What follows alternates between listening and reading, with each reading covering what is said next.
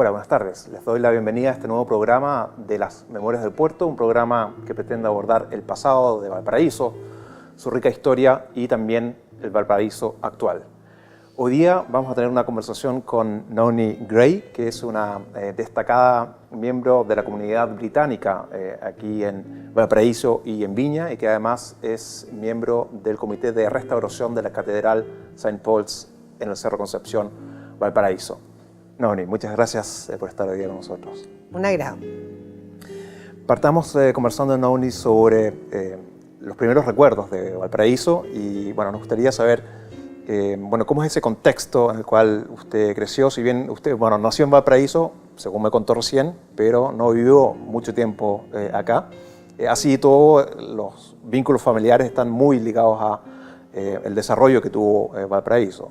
Sí, bueno, yo nací en el Almendral, a mucha honra, en el ex British and American Hospital que había ahí, en la Suya del Litre, y todo lo que me acuerdo de Valparaíso es lo que me han contado, así que es una versión a lo mejor no tan verídica, pero siempre muchos recuerdos, porque mi mamá efectivamente vivió en Valparaíso y mi abuelo, por ejemplo, en un tiempo vivían en La Silla, esto no te lo había contado antes, y él se venía a caballo a trabajar todos los días y dejaba él y su hermano dejaban los caballos ahí al lado de la Plaza Aníbal Pinto. Hay una florería en toda la esquina cuando uno sube al Almirante Montt, que antes se llamaba Tubilda, y porque ellos eran dueños de la barraca Compton, que es ahora donde está al lado de Chilquinta, Chilectro, ¿ya? En ese edificio. Entonces hay un vínculo muy especial con Valparaíso y mi mamá siempre tenía muchos recuerdos maravillosos de Valparaíso. Y vivieron aquí, como te digo, en dos etapas, digamos, ¿ya? Así que todo lo que sé es transmitido por ella. Perfecto. Que tenía mucha imaginación también, así que no le creamos todo. Perfecto. Muy bien. Básicamente esta es una, independiente de que sea Valparaíso o Viña, pero básicamente es una infancia y son unos primeros años en el contexto de una vida de colonia, ¿no? En este caso la colonia británica. Y me gustaría saber, ¿cómo es esa vida de colonia o en este contexto, digamos, de colonia? ¿Cómo es la relación hacia atrás con los antepasados? Creo que ahí también hay unas historias que son muy interesantes. Quizás sí, usted nos puede contar un poco eso, digamos, con los abuelos, con la madre, de acuerdo a lo que conversamos hace un rato. Claro. Bueno, la abuela era una persona muy especial, como ya te había contado, 100% académica. Ella fue concertista en piano y estaba estudiando en Alemania, estaba terminando su carrera cuando conoció a mi abuelo. No me preguntes dónde lo conoció porque no tengo idea. Y se enamoraron locamente y se casaron y después se vinieron a vivir acá en Chile y ella, sin ser una persona maternal, tuvo 6 hijos. Porque no hablemos de la píldora, hablemos que ella estaba muy enamorada de su marido y él adoraba a los niños, adoraba a los niños. Y sus 6 hijos lo tenían en un altar, ¿ya? Y ella era muy celosa de sus hijos. Así que es ahí un poco donde parte esta cosa con mi abuela, que te voy a contar así para no perder el hilo, ¿ya? Ella después volvió a Inglaterra y tuvo por ejemplo, un momento muy especial en su vida, cuando debido a todos los idiomas que ella hablaba, en la Segunda Guerra Mundial, ella censaba, creo que se dice censar las cartas, por lo menos. O censurar. Censurar, esa es la palabra correcta, las cartas para que los enemigos no supieran lo que estaba sucediendo, porque ella hablaba inglés, castellano, francés, alemán e italiano, ¿ya? Entonces ella tenía muchas historias que a nosotros nos fascinaba, porque durante estos bombardeos le entró pedazos en inglés se dice shrapnel, que pedacitos de... ¿Esquillas? Sí, esquillas. Y cuando le salía una esquila, muchos años después acá, todos los nietos nos juntamos para ver esta aparición de esta esquila y nos peleábamos a quién le iba a tocar la esquila, como recuerdo de la Segunda Guerra Mundial. Bastante macabro por lo demás, ¿eh? Pero ella era una persona muy, muy especial. Todo sentido de la palabra. Como te digo, no tan maternal, pero increíblemente inteligente, inteligentísimo. Y su hijo mayor, que se llama Edmund Campton, llegó a ser Contralor General del Reino Unido. Y después, una vez que vino a Chile, me acuerdo, lo fuimos a encontrar al aeropuerto y él venía con un canastito con su libro que había estado leyendo y unas zapatillas que había usado en el avión. Y nosotros quedamos así porque lo fue a encontrar el Contralor General de la República Chilena, que en ese tiempo era Silva Sima, y nosotros nos moriríamos de vergüenza porque él venía con todo el protocolo latinoamericano y él con su canastito, con sus zapatillas. No, sí fue muy extraordinario. Una persona muy humilde, muy inteligente y llegó a ser el primer ombudsman de Inglaterra, que es el defensor del pueblo, una cosa Exacto, así, para mediar conflictos, ¿no? Sí, a nivel, digamos, país. Entonces, la familia lamentablemente se fue diluyendo esta parte académica a través del tiempo, pero de todas maneras es interesantísimo leer sus memorias, sus vidas. Exacto. Mencioné recién este contexto, ¿no es cierto?, y esta de Colonia, o esta vida, ¿no es cierto?, en Colonia. Me fui un poco del tema, en realidad. Y mi pregunta es, ¿cómo se vive? Porque tenemos distintas colonias en el Valparaíso del siglo XIX, comienzos del siglo XX, y quizás en algunos momentos rivalizaron estas colonias, que vivían principalmente, pero obviamente que no solo, en el Cerro Concepción, el Cerro Alegre y otros. Y la pregunta es, bueno, ¿cómo se da esta relación, por ejemplo, con la colonia alemana? Porque tenemos los dos conflictos, las dos guerras mundiales. De alguna manera, ¿cómo se observa este conflicto que hay, que es un conflicto mundial y que se desarrolla a 12.000 kilómetros de distancia? ¿Cómo se refleja esto acá? La pregunta es si eventualmente, claro, hubo alguna mayor tensión entre las comunidades a raíz de las dos guerras mundiales, y si es que, haciendo esas salvedades, la relación era buena y era fluida, o si es que había alguna tensión, digamos, que fuese más allá incluso de estos conflictos mundiales. Bueno, yo creo que la parte amistad aquí en Valparaíso, Valparaíso siempre fue tan cosmopolita, tan amistoso, y yo creo que había familias incluso que estaban a través del matrimonio. Había un alemán y un británico que eran familia, ¿ya? Así que, por lo que me contaba la mamá y el papá, eso surgió un poco en la parte de las firmas comerciales, de que había la lista negra para las firmas alemanas, qué sé yo, que seguramente ha repercutido. Pero, y en la parte deportiva, digamos, habían siempre rivalidades, que hasta a mí me tocó muchos años después, en el hockey, por ejemplo, ¿ya? En el hockey, en el tenis, ya, en los clubes ya en Viña, el Club de Tenis Unión, en el Club del Viña del Mar, Lawn Tennis Club. Entonces ahí surgían estas rivalidades, pero de verdad no creo que haya sido una cosa tan profunda, ¿ya? Comían juntos, iban a los mismos, se cambiaban, iban, qué sé yo, a los mismos restaurantes, qué sé yo, tomaban juntos. Pero el anécdota que yo te contaba, que era como bien ridículo, ¿ya? Pero mi marido, que estaba bien chico en ese momento, me contaba que él vivía en la calle Los Castaños, en Villa. Entonces siempre se juntaba una pandilla de chiquillos durante las vacaciones, alemanes, ascendencia alemana, ascendencia británica, ¿ya? Pero en el fondo, unos palomillas, y los gringos, por decirlo así, juntaban escupos todo al interior del Sporting para tirarle a una bandera que estaba hecha, una suástica que estaba en la esquina del Sporting adentro. Entonces, y después, obviamente, los chicos alemanes, todos con 9, 10, 11 años, tiraban su física tan lejos y se sacaban la mugre entre ellos. Después, chao, chao, hasta la otra. Pero, como diríamos, no era como tirar una bomba en Siria, no, era otra onda. Así que yo, como os digo, yo lo viví, yo personalmente le tenía pánico cuando jugaban contra las chicas de la Unión, porque tenían mucha disciplina, estaban muy físicamente, le daban mucha importancia a la parte física, y no voy a nombrar nombres, pero habían unas personas que yo le tenía pánico, ¿ya? Pero después nos juntábamos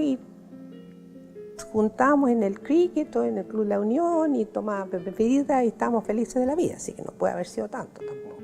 ¿Ya? Perfecto. Muy interesante la anécdota además que usted acaba de contar del Sporting en Viña. Y le quería preguntar si, a propósito de lo mismo, si nos podía describir un poco también cuáles eran las características en el ámbito de los deportes que usted me describió hace un rato, en el ámbito de los deportes entre, digamos, la colonia, la comunidad alemana y la comunidad británica, porque había diferencias ahí, ¿no? Sí, en realidad los alemanes siempre se distinguieron, bueno, en todos los deportes, digamos la verdad de las cosas, porque eran mucho más disciplinados, según mi papá, que los británicos, mucho más disciplinados, pero siempre se destacaban mucho en la parte, digamos, individual, ¿ya? Porque todo lo que era atletismo, pero tenemos una representante que era amiga mía y jugaba hockey contra mí también en Santiago del Manquehue, que ganó, ¿se acuerda?, el segundo puesto en el tiro de la jabalina, la Marlene Arens. Sí, muy conocida, claro. Entonces, ella es un producto, ahí usted ve, una persona encantadora, bueno, después se dedicó a la equitación, pero amiga de muchos años. Entonces, siempre fue esa pequeña diferencia, aparte que le iba bien en todos los deportes. Mi papá participaba mucho, por ejemplo, en la boga acá, que es una pena que eso ya esté relegado a la luz, una cosa así, porque hace falta ver los bogadores acá en la casa de bote, y ahí participaban los canotieris, todas las colonias. Yo creo que una de las formas, me ha gustado siempre el deporte, toda mi familia le gusta el deporte. Yo creo que es lo más democrático que hay en el mundo es los deportes, porque puede salir a cualquier nivel, pueden participar todo el mundo y nadie pregunta. Es lo más lindo que hay. Para mí el deporte lo pondría como primera prioridad en todo. Se van solucionando muchos problemas a través del deporte. Y usted me contaba que, claro, los británicos eran más bien, ¿no es cierto?, de deportes grupales, claro, ¿no? Eso, los alemanes más individual, claro. Y los británicos, los deportes grupales. Bueno, tenemos el fútbol, digamos, de partida, ¿no es cierto? Aquí tenemos al club más antiguo de Chile. Claro, sí, justamente. Y también en Viña tenían el cricket, donde se jugaba en el Sporting, ¿ya? Donde era todo, como digo, cosas grupales, ¿ya? Habían individuos que se destacaban, pero no eran mucho de eso. Yo creo que les gustaba más la camaradería, eran un poco más relajados que los alemanes, ¿ya? Los alemanes eran como muy disciplinados, muy disciplinados. Eso era algo que los diferenciaba un poco, pero igual yo creo que sumando y restando, los alemanes siempre eran superiores en todo. En todo, exacto. Pero yo nunca he escuchado de un club de fútbol que haya tenido raíces alemanas. Sí, eso es interesante, ¿no? Tenemos fijas? Wanderers, tenemos Everton, No, y etcétera. tenemos italianos, tenemos palestinos, tenemos de todo. Pero hasta este momento, te prometo que nunca se me había ocurrido que no tenemos un club, capaz que partamos con uno acá de esta reunión y le ganamos a todos los demás. Bueno, muy interesante la caracterización esta. Me gustaría avanzar un poco en el tiempo y básicamente la historia de Valparaíso también tiene que ver, ¿no es cierto?, con la llegada o partida de ciertos grupos que han dejado una huella profunda en Valparaíso y que han sido un aporte. Y básicamente, claro, en el siglo XX podemos observar que hay un movimiento o una migración de ciertas colonias, en este caso también la británica, de Valparaíso, del puerto a Viña. Y usted me comentaba recién que básicamente hay dos etapas en las cuales se da este movimiento de los británicos de Valparaíso a Viña. Quizás nos puede contar un poco sobre eso. Bueno, esta es mi apreciación personal, no es una cosa que tuvo, no sé si estaré en lo correcto. Pero cuando uno piensa que Valparaíso, con tan poco espacio con la construcción, para residencia, y el británico se caracteriza por amar a su jardín, ¿ya? Ese es algo que la primera vez que fui a Inglaterra, yo ya tenía 4 niños y no había salido nunca de Chile, ni había puesto un dedo en Mendoza. Entonces lo que más me llamó la atención a mí, que como toda la gente, hoy, aunque tenga 1 metro cuadrado de terreno, lo quiere, lo ama, lo cuida. Bueno, luego en el clima, llueve más, no hay que usar tanta agua, no sé cuál es la razón. Pero el británico, o la persona, y bueno, los europeos en general, ellos necesitan tener un pedazo de tierra, aunque sea, como decía mi papá, para plantar un limón. Muy importante. No sé si irá para ponerle a los mariscos o qué, pero un limón. Entonces, con esta falta de espacio, tú que vives en el cerro también, o sea, la Llancha, todos estos los cerros de acá, pero llega un momento del terremoto de 1906 que todo se cae. Y en ese momento ya estaba en funcionamiento el ferrocarril Valparaíso-Santiago. Entonces era lógico que la gente buscara, a lo mejor, lo que sucede en todas partes. En Santiago, cuando yo vivía en Santiago, como que el canal San Carlos era poco menos que el límite, y ahora es como donde uno empieza, ¿ya? Entonces, sucede, lo mismo que en Viña, que uno ve ahora Reñaca, no solo Reñaca, Bosque Montemar, Jardín del Mar, Concón, y todo se va agrandando y abriendo, como el universo. Entonces, ¿qué pasa? Se va toda esta gente porque tienen buen acceso a través del tren, y se van no solamente a Viña, donde los terrenos eran bastante más baratos, porque se van a la calle, a Chorrillo y a Miraflores, o sea, al lado de la línea del tren. Y además de eso, se empiezan a ir a Quilpué, donde mi papá compró muchos años, en el Retiro, y a Vía Alemana, al Belloto, a Limache, a Las Quintas, donde antes la gente iba solamente a veranear, con camas y petacas en el verano, incluso porteños chilenos. Ahora se puede hacer en forma diaria con los trenes. Entonces ese fue yo creo que el primer motivo. Y después está el motivo comercial y yo diría de comunicaciones, porque ahora uno tiene una videoconferencia con alguien en Bangladesh o no sé, cualquier lado. Pero en esos tiempos no.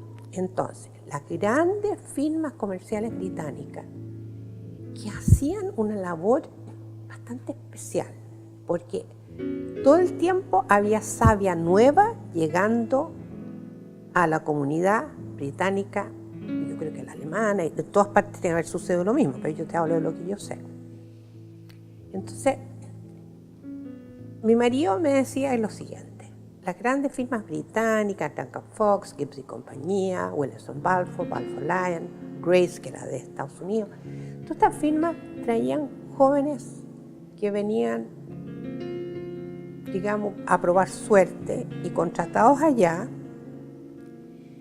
con una cosa que yo encontraba como chilena que era terriblemente egoísta, pero traían a esta gente a que aprendían castellano y qué sé yo, pero cada 3 años le daban un viaje gratis, sus vacaciones eran en Inglaterra. Y yo, que me casé con una persona que trabajó en Duncan Fox, nunca lo tuvo, así que hasta ahora estoy enojada. Entonces, ¿qué pasaba? Que mi marido decía que él le tocó verlo porque él fue contratado acá, que, por ejemplo, le pedían el currículum, ¿qué deporte juegas tú? Entonces, si tú eras fantástico, habías ido a la universidad, tenías un fantástico currículum, pero no hacías ningún deporte, out, allá. Entonces aquí teníamos gente que jugaba rugby, que jugaba hockey, que jugaba fútbol, que jugaba cricket. O sea, la gente ya llegaba con ese bagaje del deporte. Entonces todo el tiempo había savia nueva. Por muchos años, ¿ya? Bueno, pero llegó un momento que por las comunicaciones y por las trabas burocráticas, y que en ese tiempo estaba el tren, 3 veces al día, y Cóndor Bus, que era como ida y vuelta, ida y vuelta, ida y vuelta, chao. Entonces, había una cosa terrible que se llama las previas. María me decía que todo lo que tú importabas tenía que ir a Santiago y tenía que ir a oficina en oficina firmando papelitos burocráticos para que te den la previa para autorizarte a importar lo que fuera. Entonces llegó un momento que se perdía tanto tiempo que las oficinas que tenían las casas matrices acá se fueron todas a Santiago. Todas. Y eso también es quizás parte del declive económico que Claro. vive o que sufre más bien Valparaíso, ¿no? Claro, justamente eso tenemos dejó, digamos, donde tú has tenido una casa matriz, donde tienes 60, 80 empleados que ganan sueldo, gastan su plata acá y qué sé yo, y el John me decía, se llama un skeleton staff, un equipo como un esqueleto. Eso no más quedaba, triste, Sí, es triste y bueno, y es interesante, ¿no? Y de alguna manera describe también el proceso que vive Valparaíso, claro, donde su declive en los años quizás se acentúa o se nota, ¿no es cierto? Se comienza a notar en los años 50 y 60 cuando ocurre precisamente esta emigración de las casas matrices, de las compañías, de las firmas británicas a Santiago. Y es un problema con el cual, digamos, todavía hoy, ¿no es cierto? Sí. Que es el problema de la centralización. Claro, no me digas de la centralización, porque eso me enoja. Perfecto, entonces no nos vamos a enojar Ya. y vamos a... Pero te quiero Vamos admitir, te quiero agregar una cosa que yo encuentro que es súper importante. En 1932, 39, la guerra mundial y la depresión en Estados Unidos. Y nosotros que éramos un puerto tan importante en esta área, ¿ya? Entonces todo eso fue la conjugación de los astros. Pésimo, pésimo, pésimo. Y además, que eso es una cosa que yo tengo muy presente, porque yo no creo que no hay nadie aquí que le gusten los terremotos, nos ha tocado muy, muy duro los terremotos. Muy duro. Somos una ciudad frágil en ese sentido, terriblemente frágil. Y cada vez que viene un terremoto, que ahora son terremotos, incendios, terremoto, incendio. Y cada vez eso va como achicando el alma del porteño. Porque a ti te pueden patear en el suelo y te levantas, pero hay un momento que es como mucho. Pero yo soy positiva. Fantástico. Y bueno, eso también va menoscabando, por un lado está el alma, el aspecto del alma que usted menciona. De alguna manera, afortunadamente, da la impresión de que el porteño es resiliente. Sí. Pero por otro lado tenemos el elemento del patrimonio, y el patrimonio así que muchas veces se viene al suelo, ya sea por el incendio o por el terremoto, y eso ya es bastante reversible, ¿no? A diferencia de la exposición del alma, que puede ser resistente, pero cuando, claro, se nos viene abajo un edificio, una casona antigua, muchas veces es una avenida abajo para que no vuelva a aparecer o para que no vuelva a ser reconstruido. Y eso es una pérdida bastante definitiva que también afecta el entramado urbano de la ciudad. Sí. Me gustaría, después de haber hecho este análisis de esta migración de la colonia y también de compañías y empresas británicas de Valparaíso a Viña, y en el caso del ámbito comercial, de las casas comerciales y de las empresas a Santiago, me gustaría avanzar un par de décadas y situarnos un poco en el presente de Valparaíso, que en el fondo siempre da para hablar mucho, entre otros por el estado en el cual se encuentra Valparaíso. El año 2003 tenemos el hito de la declaración de Valparaíso como Patrimonio Cultural de la Humanidad, y han pasado 15 años hasta el 2018, y me gustaría su visión de Valparaíso hoy día, en el presente. ¿Cómo ve usted que se encuentra la ciudad en el presente? Lo que pasa es que cuando uno está enamorado de alguien, no le ve las pifias. Ese es mi problema, ¿ya? Vengo con amigos acá y se enriscan la nariz y le carga. Y definitivamente yo soy enamorada. ¿Qué le voy a hacer? Que me da una rabia atroz muchas cosas que veo, porque yo pienso que si hemos podido surgir tantas veces ya, pero ahora hay tantas presiones por todos lados, que la parte inmobiliaria, tantos intereses creados, Yo creo que eso es lo que, como esa, que ahora se copia en todo el mundo, I love New York, ¿ya? I love Valparaíso, pero traducirlo en hechos, digamos. Pero uno no tiene que tener millones y millones y millones para mejorar algo. Yo me acuerdo cuando mis niños estaban chicos y jugaban a los Legos y qué sé yo, y iban armando estas cosas. Yo un poco lo veo así, ¿ya? Veo que si cada uno como que se preocupa de su metro cuadrado, partir de ahí, partir del... Porque si yo voy a esperar que el gobierno, comillas, que en realidad la plata es de todos nosotros, llegue a hacer algo, va a demorar mucho, pero si partimos al revés y cada uno cuida su metro cuadrado, yo creo que ya cambia todo, ¿ya? Porque yo pienso que nosotros vivimos entre la esperanza y la desesperación aquí en Valparaíso, porque nosotros miramos todo y uno se hincha y después uno se tropieza en la calle, ve el desorden, muchas cosas, y uno dice, no, esto no necesita, están todas las leyes, están todos los decretos, están todos los reglamentos, pero ¿por qué no se pueden implementar lo que hay? No hay que hacer más leyes y más cosas, es con lo que hay partir con el Lego de abajo, no con el Lego de arriba. Entonces, yo como te digo, yo vivo entre la esperanza y la desesperación, pero más esperanza que desesperación. Qué bueno. Sí, mucho más esperanza, porque encuentro que lo más fantástico del paraíso es su gente. Oye. Uy, no. La gente acá es especial, no es porque yo lo diga, pero yo voy a la Plaza de Chaurren, voy a comprar la bandera azul, después voy a donde más que suben los ascensores, aunque peleo con los ascensores porque se demoran mucho más de la cuenta en arreglarse y qué sé yo, pero encuentro que el porteño, incluso el que trabaja aquí, no necesariamente que nació acá, es especial, no sé si es más, ¿cómo es la palabra?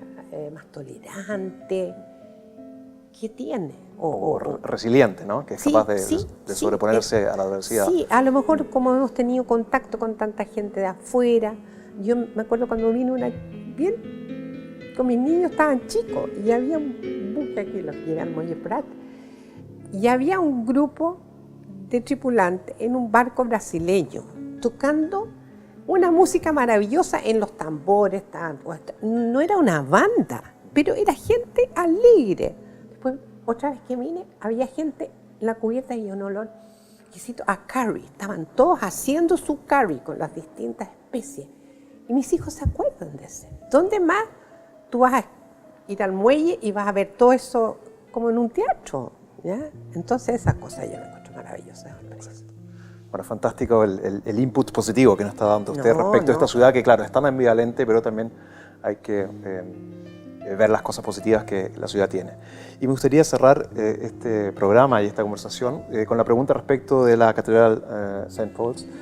Y bueno, tenemos el aniversario, ¿no es cierto? Quizás nos puede contar usted un poco sobre esto y algunos desafíos que tiene la Catedral, usted como miembro del Comité de Restauración. Mira, la Catedral cumple 160 años este año. Tú vas a Europa y tú dices 160 años, es como una guagua de pecho, porque no es nada. Pero aquí, entre la picota y los terremotos, 160 años es ya casi venerable, ¿ya? Y la gracia de esta catedral es que justamente es especial porque demuestra cómo hemos ido avanzando, porque eso se construyó cuando no había libertad religiosa en Chile. Entonces la gente pasa por ahí y dice, catedral, parece un granero, parece, no sé, una bodega. Pero justamente era porque el gobierno, con la presión de los inmigrantes, que no hay nada nuevo con los inmigrantes, se vio forzada a permitir que se construyera un lugar, un templo, pero tenía que ser de perfil muy bajo, porque en ese momento, al no haber libertad religiosa, todos los matrimonios, las defunciones, los bautizos eran en la Iglesia Católica. Incluso todos los primeros registros de matrimonios que nosotros tenemos, el equivalente al registro civil era en la Iglesia de la Matriz. y después se casaban.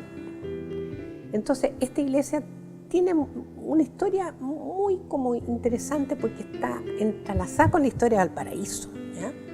Entonces, nosotros partimos con este comité de restauración, que yo siempre le digo, mire, antes de hacer muchas sugerencias sobre algo, tengan cuidado porque les puede pasar lo que nos pasó a nosotros. Hicimos tantas sugerencias, tanto dijeron, hágase ustedes cargo.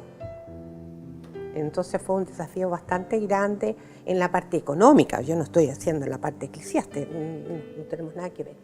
Entonces, poco a poco hemos ido durante 20 y tantos años, muy de poco a poco, incluso grafitis, temblores, terremotos entre medio, el agua de lluvia, hemos podido percibir que si uno muestra resultados, como lo que están haciendo ustedes, por ejemplo, en las actividades de ustedes, si uno muestra resultados, la gente empieza a confiar y empieza a apoyar. Con decirle que estábamos desesperados porque teníamos 20 tambores de agua, esos de plástico también, que usan para pintura y para distintas cosas, en la iglesia para recibir el agua de lluvia, porque así se llovía. Y me va a creer que el nuevo techo fue regalado por un caballero que vivía en Hong Kong. Quiso casarse acá en Chile, era viudo, con una norteamericana que participaba en una experiencia de Walking the Planet, no, Walking the Deserts. Habían corrido en el Gobi Desert, ahora le faltaba el Atacama y decidieron casarse allá. Y me dijo, ¿qué quieren? ¿Un techo nuevo? Le dije yo. Ya, pues dijo, ya. Fantástico. ¿Ah? Entonces, y así, en forma pequeñita, hay gente que da 10.000 pesos, que da 20, 15, lo que sea. Pero todo ha ido a demostrar que realmente se puede en pequeñas dosis. Tenemos visitas de niños de los colegios más insólitos de todo el país, que van toda la semana, ¿ya? Y que se quedan maravillados, porque ahí hay un órgano también que se regaló en memoria, recalco en memoria, de la reina Victoria. Se reemplazó uno nuevo por uno nuevo el que había, que ahora toca en la Luterana, en la vuelta de la esquina todavía toca. Entonces, todos se quedan realmente maravillados de este recuerdo y les abre no sé, otra visión de Valparaíso. Y es bella por dentro. Entonces, este contraste entre esta cosa sobria y que no dice nada por fuera, a entrar y entre los vitrales y el techo y la techumbre y el órgano, es algo bien lindo. Entonces nosotros tenemos proyectado para este año iluminar la iglesia por fuera. Dos cosas. Queremos, esto suena bastante ambicioso, pero estos vitrales se comprobó que hay vitrales del tiempo del Art Deco, y cosas increíbles que se trajeron antes del Canal de Panamá.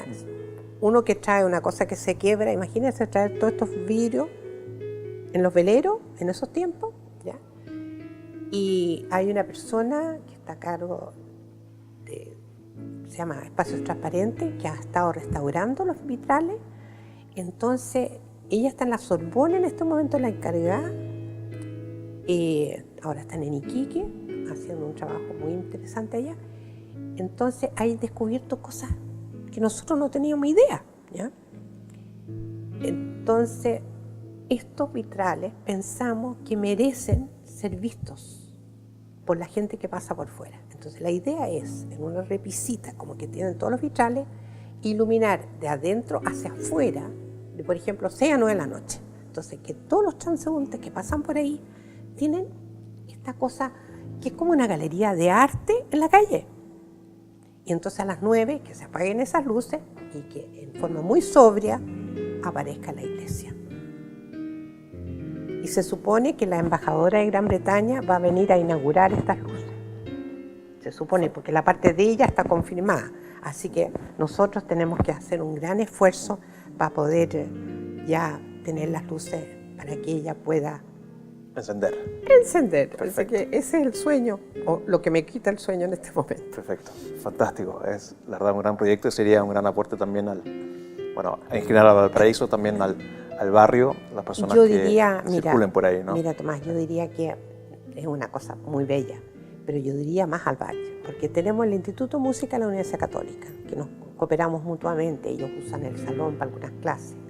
Tenemos el colegio, que está al lado. Tenemos el Museo Luca. Tenemos todos los restaurantes, toda la gente que pasa por ahí, galerías de arte que suben. Como digo, esa iglesia es un eje ordenador, por el lado de que uno lo mire. Así que sería un beneficio en la parte estética, pero en la parte de seguridad También. mucho más todavía. Exacto. Así que esos son nuestros planes. Perfecto, fantástico proyecto. Y bueno, muchas gracias, Naomi, por haber participado hoy día en este capítulo del programa Memorias del Puerto. Ya, gracias. Espero que sirva de algo. Absolutamente. Y a ustedes muchas gracias por habernos seguido hoy en este capítulo con Naomi Gray sobre Valparaíso, su historia y su presente. Este capítulo y otros los pueden seguir en Facebook de Fundación Piensa y también en la página de la misma fundación. Muchas gracias y hasta la próxima.